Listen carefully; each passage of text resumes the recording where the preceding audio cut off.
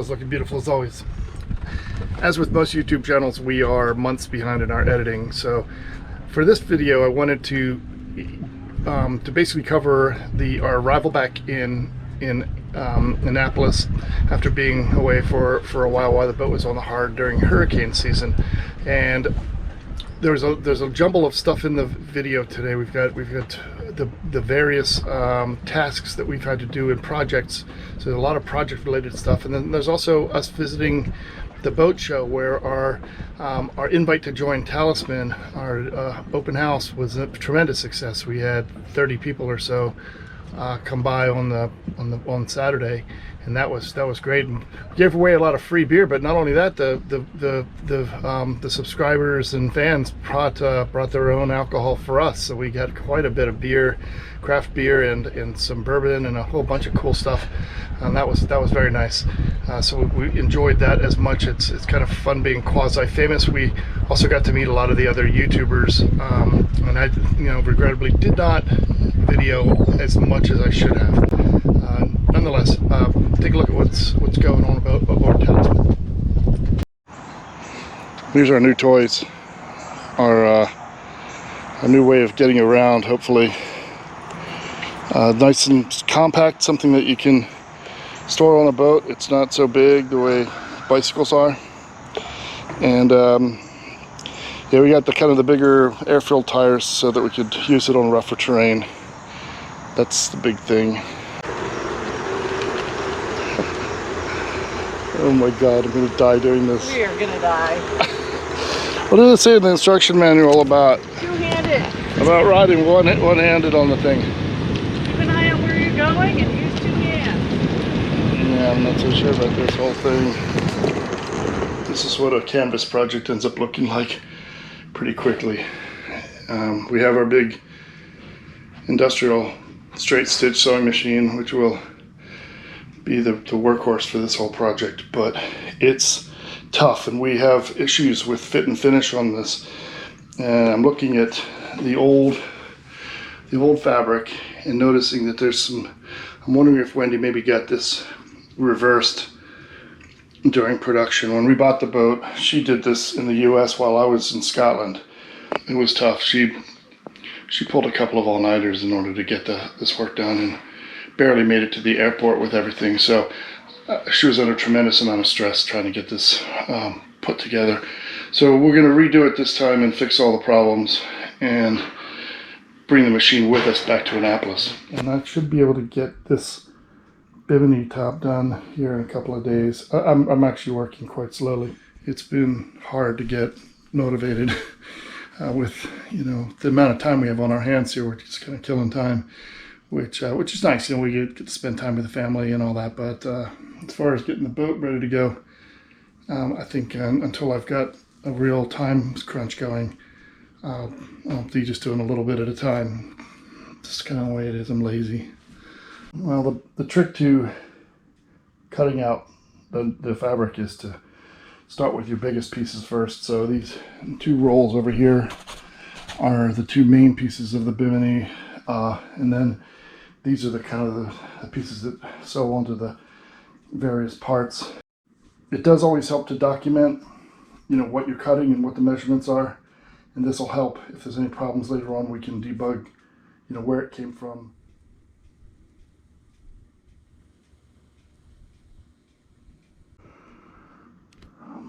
Well, it's Sunday, and we leave tomorrow for the Annapolis Boat Show, and I'm still not done. I have finished the majority of the sewing, and I'm quite proud of these side panels. They really came out nice, and that's great and all that, but it got me thinking that I have got to actually pattern and do this window before we leave. I can't do this on site. It needs a clean environment, and it's forecasted to rain all next week. So anyway, project management lesson that I've always given to the young people has been that you give your left nut for the time that you waste in the beginning of a project when it comes to the end. And that's exactly what's happened here. I'll be working into the night. I can see it already. It's not just this, there's a bunch of other things that need doing as well. Well, here we have finished window glass, ready to install. And this gets sewn directly onto the fabric, and then you cut the opening out on the back side, and that way it keeps it all nice and square. It's going to be a tough fit. Get everything in here that needs to go. But it is what it is. The other thing about this that's distressing is that there's a wheel bearing on the back axle of this truck that sounds a little rough right now, and I'm a little concerned about that.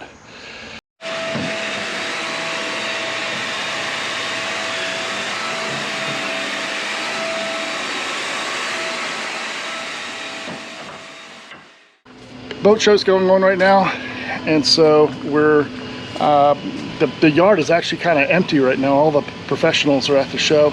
Today's the first day, and we're going to go over there tomorrow, spend the day walking around tomorrow and shaking hands and all that sort of stuff. We've got a bunch of people that want to see us, so that's good. Nice to see some interest there. So Talisman needed a new cutlass bearing, which is the bearing that's inside this strut, and they had to press it out and put a new one in. That required removing the line cutter and also the prop itself, which I've kind of sanded up, polished, and so we're ready to go. The anode is not on there yet, so until we add prop speed onto the prop, it's not going to be. It'll be the last thing that goes on. I'm also lightly sanding the bottom using a random orbital sander with 80 grit sandpaper, a shop vac, and a HEPA respirator, which is very important for sanding bottom paint. You need to know how to do a fit test on your using your respirator and make sure that it fits properly and that you don't get air coming around the sides of it. These bottom paints have metal in them, like tin and copper, and you do not want to be breathing that. It's bad stuff. I'm in the process of repairing our deck switch, our foot switch for the Windlass, and I'm finding out two things. First of all, notice the color of the wires here. They're like brown bordering on black, and this means that salt water's gotten into them and they're no good. However, we're going to test for continuity to see if it works. So we're gonna turn our multimeter to ohms, and that's resistance. Right now that's 0, and so once you touch the probes together, so you get the tone, and the number goes to 1 when it's got full continuity. So when he's going to touch these two, you can actually pinch them with your fingers. There's no load.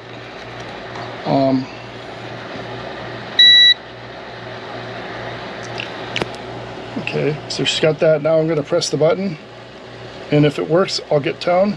If it doesn't work, I won't get any tone. So I'm pressing the button and we get nothing. I'm pretty sure the switch itself is bad. I've replaced the other one previously, and this one here is probably just due for a replacement as well. We will be using the Anchor shrink tubing with the glue inside of it for this when we put it back together, because that really waterproofs the whole thing. A lot of work, just stupid stuff, but in the end I just decided to replace both of these deck switches, and they obviously both work now. The main thing I used for soldering was this butane powered soldering iron, which if you don't have one of these on the boat, if you're cruising, you absolutely have to have one. I mean, they're awesome to have, and allows you to solder joints if you want without having electricity. Plus they work better. So there we go, all ready to rock and roll. So just to make clear how I did this, the trick to getting good solder joints is to make sure that the copper is clean.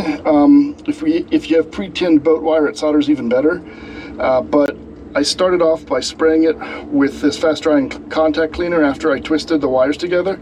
That gets the finger oils off, any kind of oils that are on your hands or fingers. You can't have that. And then after I did that, I dripped a little bit or wiped a little bit with the brush of this flux onto the wires as well. And then thirdly, good rosin core electrical solder. Important to have the right kind of solder. So this all goes inside the cover so that it doesn't get tied, you know, and I'll create a little loop here so that any water that comes down will drip off the bottom of the wires. So you want to have kind of a little dip there so that through capillary action the water doesn't follow its way down to one of the solder joints. And this is what the adhesive lined shrink tubing looks like. It's very, very expensive to buy. Each little box of this stuff is like $6. But you know, when you have access to it, you have to go buy it, because once you get outside of the United States, these types of things just are impossible to find or get hold of.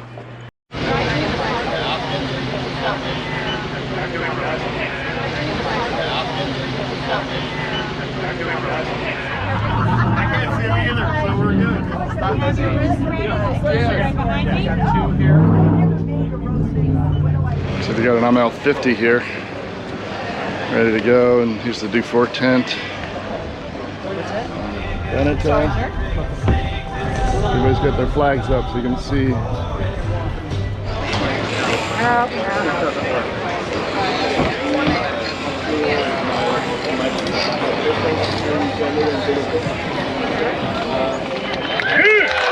God bless you, God bless our troops. Please keep them in your prayers.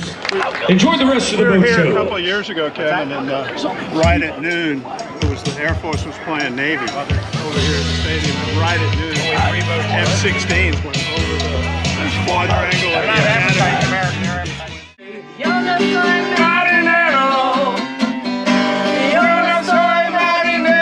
Soy capitán, soy capitán, soy capitán.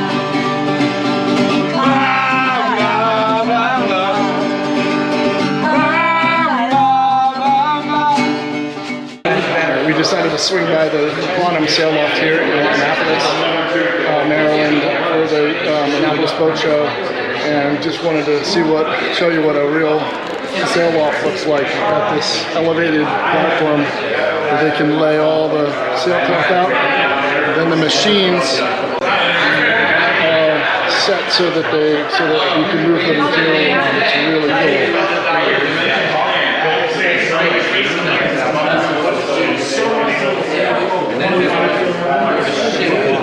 Versus in that dungeon. Yeah.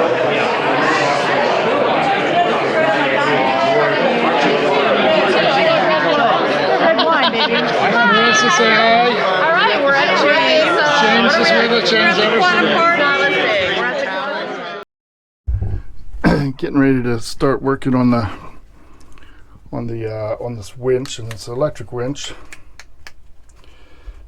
And this is what the drive unit looks like. Here's the kind of the parts here, and it's in good shape. You know, if there's been obviously no water infiltration, so things are good there. I'm a little concerned about how I'm going to get this thing off. It's just been on there for so long, but we're going to get up there and give it a try here in a moment. Well, I'm thinking I could probably get this kind of welded up and repaired easily enough. Not really. This is what happens when things are totally seized on. I had to cut this off with a angle grinder, and like anything on an older boat, it's just impossible to get anything off, and you just have to resort to, you know, barbarian tactics in order to get it free. That's unfortunately how it is. Talk about your channel. Yeah. Hey, Jordan Wicht here from Sailing Project Atticus, and here hanging out with James. James from Zingaro. Nice to see you guys. Yeah. And Kevin and Wendy were nice enough to let me stay on their boat while I was here, which is a sister ship to my boat. And yeah, thanks, man. Really appreciate that. No worries. It's been really cool hanging out with all these YouTubers, man. Yeah. I mean, I haven't seen this cat for probably 4 years. Yeah. I think we ran into each other in Mexico a long time ago. Yeah. I think we both had like 5,000 subscribers at that point. You had more than us for sure. Yeah, You maybe were I at, had like 6. Yeah. I was way more famous. Yeah. Well, these Yeah. guys are both rock stars. We're kind of small compared to them, but we were kind of surprised how big the YouTube presence was in Annapolis Boat Show. It's been, everybody's here, from Delos to you know, you name it. Everybody was And walking everybody around. was cool. Yeah. Like I got a good chance to hang out with everybody finally, at least for like an hour, and everybody was cool, man. I was really excited about that. Like nobody was different or like put on a persona. It was, you know, It's regular people. It's no wonder the influencer campaigns are so big these days, because, you know, the people involved do not have a whole lot of ego in it, and they're just regular sailors trying to live their life and do the thing and live the dream, as they say. And it's the nice soft sell that the various vendors want to see. yeah.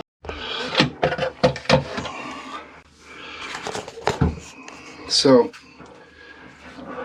one of the handiest tools I've had for this project so far has been this angle grinder from DeWalt, battery powered, which really makes it easy to use. And what I'm doing is I'm just kind of cutting the through hole to get this off.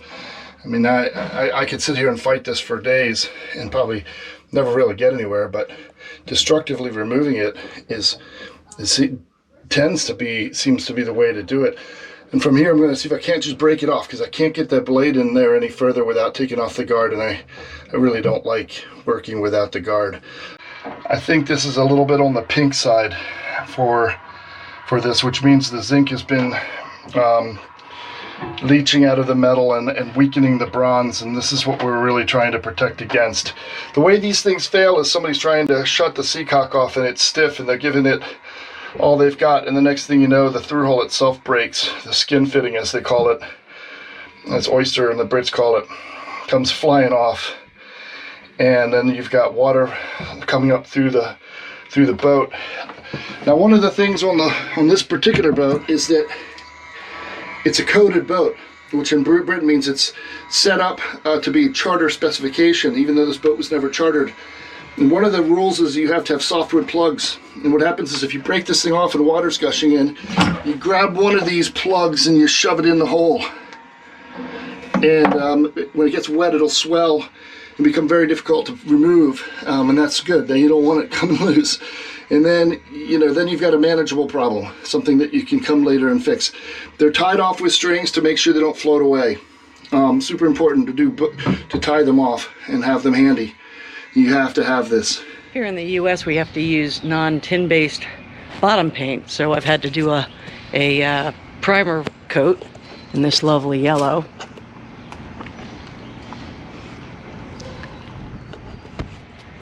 And now I'm putting on Seacock color coat. It's a little bit deeper blue than our last year paint, which was a little more blue-green. And it's coming up really nice.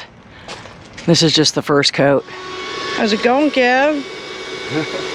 It's going. Of course, I didn't video me grinding this off with a grinder. So this is what the new one looks like.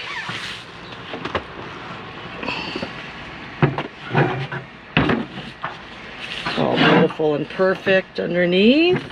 And this is what they were like. Note the cracks. This piece, the flange coming off over here. Had to saw these off. As you can see, getting these screws out of here, these fasteners, is unbelievably difficult. Big reason is because they're Sikaflexed in, and the sealant, Sikaflex is an adhesive sealant like 5200 is, and it is just super difficult to remove. So here I am at Carl Manufacturing, and they're gonna fix up my bases for me. I'll just go in here and take a look and see. So Mark here's gonna do next week. He's gonna cut these out for me, since they don't really match what was here. We have to cut out some of the machines. Cut this clearance out and put these holes in there for the dowels, and yeah, get it to where it works, right? Indeed, so, yeah, that's the plan. Yep, I'm back to Cato Marine. I got an email that they had finished our outhaul car being rewelded, so let's go in and see how that looks. It is all repaired, $200. So guys did a nice job. This is how crazy things have got. We're actually doing all of our canvas work here. We brought our big industrial sewing machine from Colorado and actually set it up here in the yard to get ourselves done, and the progress has been good. I mean, we've got a new bimini up there, mostly fit. It needs a few small adjustments. And then over here is the spray hood. In America we call them a Dodger, but in the UK they call it a spray hood, because Dodgers to them are the panels that go along the lifelines to protect the cockpit of a aft cockpit boat.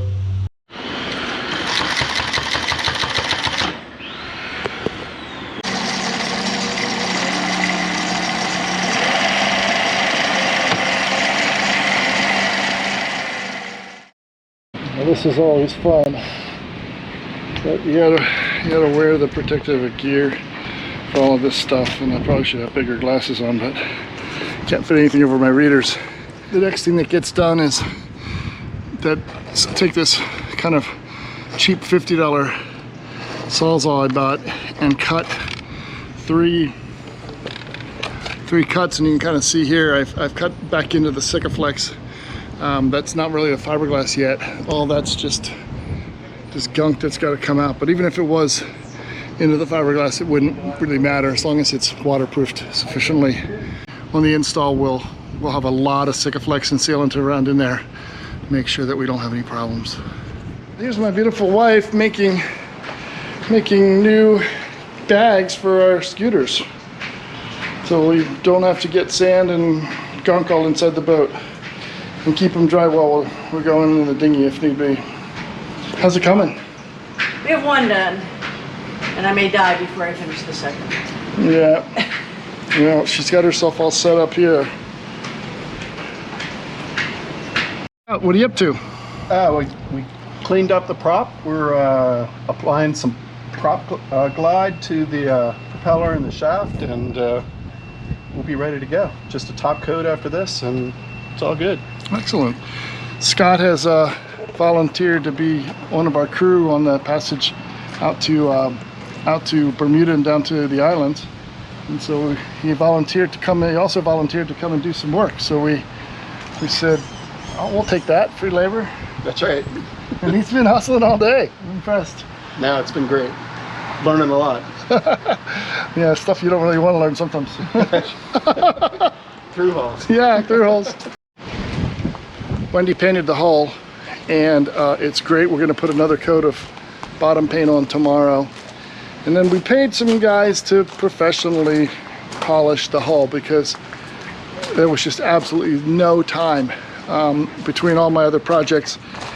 And up there I have my new spray hood and bimini. It still needs some tailoring, but otherwise it's in pretty good shape, and we're getting down to the wire. So it's all work, no play for now.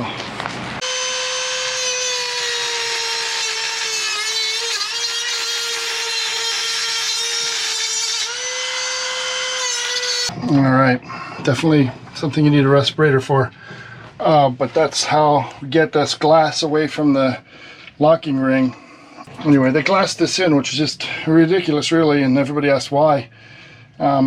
It makes it impossible to get these through holes out, but that's kind of the way it works. You deal with this sort of stuff all the time.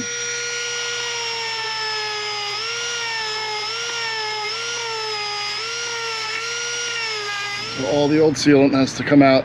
Got to make sure it's all ready to accept the new 5200 sealant. So we're doing that right now, just part of the process. Here's how the new through holes look. They're assembled and ready to go. I'm using 5200 adhesive sealant from 3M, the fast cure version, which apparently is preferable. I think that's because people tend to want to launch their boats pretty quickly after they install these things, and the standard 5200 takes 7 days to fully cure. So people are a little uncomfortable with that if they're putting the boat right in the water. So the fast cure does it in 48 hours. So yeah, I think we're good to go on this. I'm gonna let it set up before I try to do all the reassembly on it, because I don't want to move it after it started working. And yeah, we're on our way, and they're both shut off right now, just in case we forgot to finish this project or something. It wouldn't flood the boat. I'm also using this Permatex thread sealant that they sell at the marine store. So to try to make sure that the threads are all done properly. I could do it in 5200, but this is a product that's specific to the application. These through holes are ready to go. Set up here in the next 24 hours or so, and then it'll be ready to paint. And we'll just throw some bottom paint over top of it all. Well, it's October 29th. It's our last day at the boat before heading back to North Carolina with my truck. Very excited that we have our lifelines back installed. Finally got the right parts, and they're looking really great. And we also have picked up our winch bases, and they've been machined, and they look like they fit great, so we'll be putting those back on shortly. Yesterday we had some great weather, so I was able to get our second coat of bottom paint on the boat, and it's all complete. I just pulled off the boot stripe tape, and I'm feeling very excited about how well it came out. Yeah, we pay our dues. It's like 20 knot winds right now, and everything's flying away. Everything's flying away. It's craziness. I'm like sitting here not wanting to jinx myself by saying that, at least it's not raining. And any second now, it's just going to start. It will start.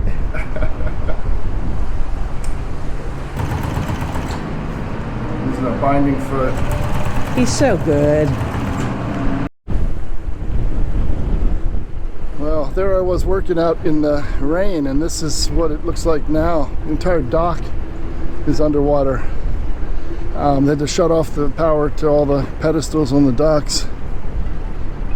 What ended up happening was that the weather blew a storm surge up the Chesapeake.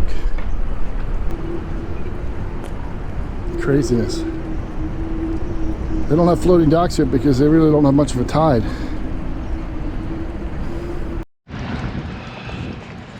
So what's going on here is we're lubricating this prop. We have to turn the blades every time we fill it, and then we're going to do the front area first until it starts kind of bleeding out of this gap here, and then we'll do the same on the rear. And each time we feather the blades in order to make sure that the grease is being moved around inside. And we're using the proper Lubriplate 130 AA, which is what Max Prop recommends. You cannot use wheel axle grease or lithium grease or anything like that. It has to be the actual proper grease, or it either won't feather or it'll wash out. One of the two. So you have to be careful about that. Well, okay, so we just checked the color on the Airmar speed temp sensor transducer just to make sure that it hadn't been damaged somehow when the travel lift came. They didn't put the straps exactly where they were supposed to, so I wanted to check that and make sure that we don't have a problem with that just coming out while we're underway. So that was important. I really do believe that what happened to James on Sailing Zingaro was that the travel lift straps pushed the transducer back through the through hole skin fitting and stripped the plastic threads on the collar, and of course nobody would notice that, but then the whole thing just popped out underway. So it's the only thing that really makes any sense. These these transducers have been around for decades, you know, more or less unchanged, so normally they're fine.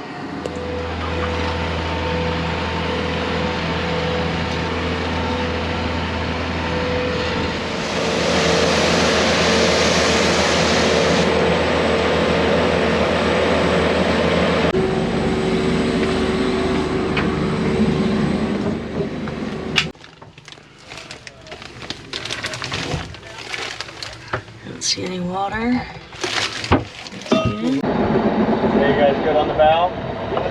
Okay. So Wendy, what I'm going to do is I'm not really going to go right for the lines. I'm going to get off on the corner and hold the boat so those guys can get adjusted. And then I can have you throw the lines dead off the back and we can adjust them once we... Looking good. Now once we get to the catwalk, just slow down a hair, just so those guys can get their lines on. A little forward. And bow thrust to starboard, just so he can get his line on.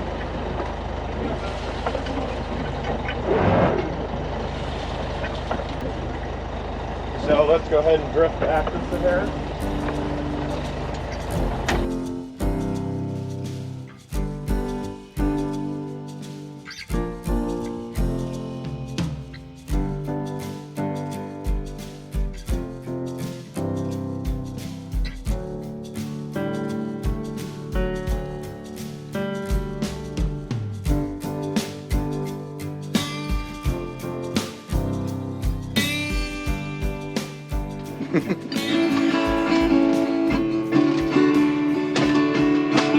There's no Starbucks on the crossing, no barista at a stand. If you want a cup of coffee, you heat it in a pan.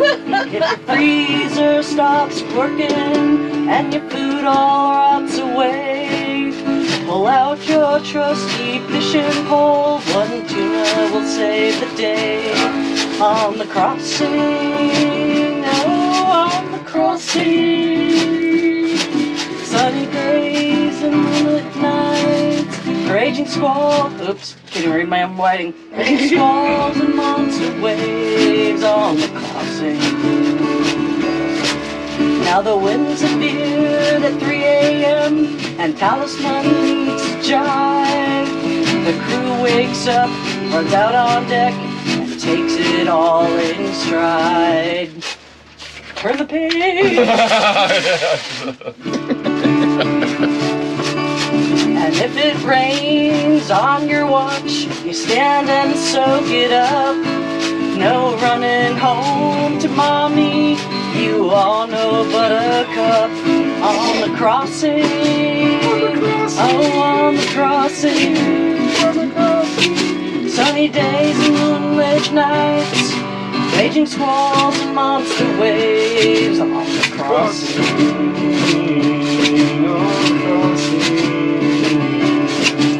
the stars are wheeling overhead, dolphins on the side. A silver sea carries forward such a glorious ride. On the crossing, on the crossing. When you reach Rodney Bay, you'll want to start once more. But we fill our glasses at the bar to celebrate on shore. To the crossing.